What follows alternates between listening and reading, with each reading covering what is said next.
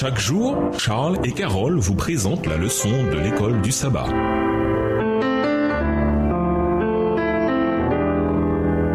Bienvenue dans votre émission. Dieu nous parle. Nous voyons le son de mardi. Dieu est le juge. Lisons le psaume 75. Pourquoi cette vantardise des méchants est-elle vaine? Psaume 75, au chef des chantres. Ne détruis pas. Psaume d'Asaph, cantique. Nous te louons, ô Dieu, nous te louons. Ton nom est dans nos bouches. Nous publions tes merveilles. Au temps que j'aurai fixé, je jugerai avec droiture. La terre tremble avec tous ceux qui l'habitent. Moi, j'affermis ses colonnes. Je dis à ceux qui se glorifient, ne vous glorifiez pas. Et aux méchants, n'élevez pas la tête. N'élevez pas si haut votre tête. Ne parlez pas avec tant d'arrogance. Verset 6. Car ce n'est ni de l'Orient, ni de l'Occident, ni du désert que vient l'élévation. Mais Dieu est celui qui juge. Il abaisse l'un et il élève l'autre. Il y a dans la main de l'Éternel une coupe où fermente un vin plein de mélange, et il en verse. Tous les méchants de la terre sucent, boivent jusqu'à la lie. Je publierai ces choses à jamais. Je chanterai en l'honneur du Dieu de Jacob, et j'abattrai toutes les forces des méchants. Les forces du juste seront élevées. En tant que roi souverain, le Seigneur est également un législateur. Psaume 99, le verset 7, et un juge. Psaume 98, le verset 9. Psaume 97, le verset 2. Les méchants menacent constamment l'ordre juste que Dieu a établi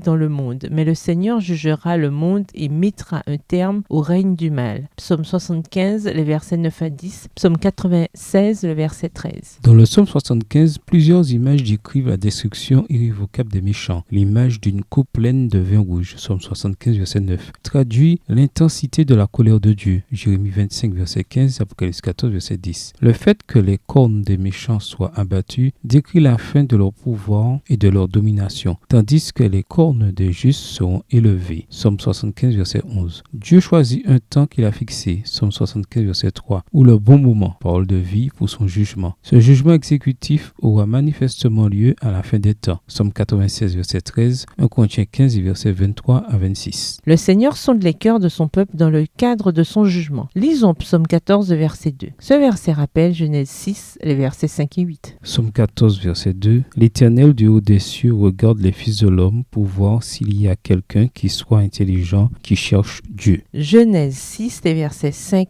et 8. L'Éternel vit que la méchanceté des hommes était grande sur la terre et que toutes les pensées de leur cœur se portaient chaque jour uniquement vers le mal. Mais Noé trouva grâce aux yeux de l'Éternel. Les deux textes montrent que l'exécution du jugement de Dieu sur le monde est précédée par l'examen de la vie des gens. Dieu cherchera alors qui il peut sauver. On qualifie parfois ce jugement de jugement investigatif. Quand Dieu défend les justes et décide du sort des méchants. En quoi consiste ce jugement? D'abord, Dieu délivre son peuple des méchants, Psaume 97, verset 10, Psaume 146, verset 9, et par les humbles du salut, Psaume 149, verset 4. Deuxièmement, les méchants impénitents sont détruits pour toujours, Psaume 97, verset 3. Certains psaumes décrivent de manière poétique l'inutilité des armes humaines face au divin juge, Psaume 76, verset 4 à 7. Le Seigneur est également un Dieu qui pardonne, bien qu'il punisse les méfaits des méchants, Psaume 99, verset 8. Les méchants ne seront pas les seuls à devoir rendre des comptes à Dieu, car le peuple de Dieu aussi, Psaume 50, verset 4, Psaume 135, verset 14. Les psaumes expriment la même notion exprimée dans d'autres textes bibliques, c'est-à-dire que le jugement de Dieu commence par le peuple de Dieu et s'étend ensuite à toute la terre. Deutéronome 32, le verset 36 et 1 Pierre 4, verset 17. Le psalmiste crie à Dieu de le juger, mais compte sur la justice de Dieu pour le défendre. Psaume 7, les versets 9 à 12, Psaume 139, les versets 23 à 24. Les psaumes nous appellent à nous réjouir dans l'anticipation des jugements de Dieu. Psaume 67, verset 5, Psaume 96, verset 10 à 13, Psaume 98 et verset 4 à 9. En quoi le jugement de Dieu est-il une bonne nouvelle pour ceux qui sont lavés par le sang de Jésus? Au revoir. Et à demain si Dieu veut.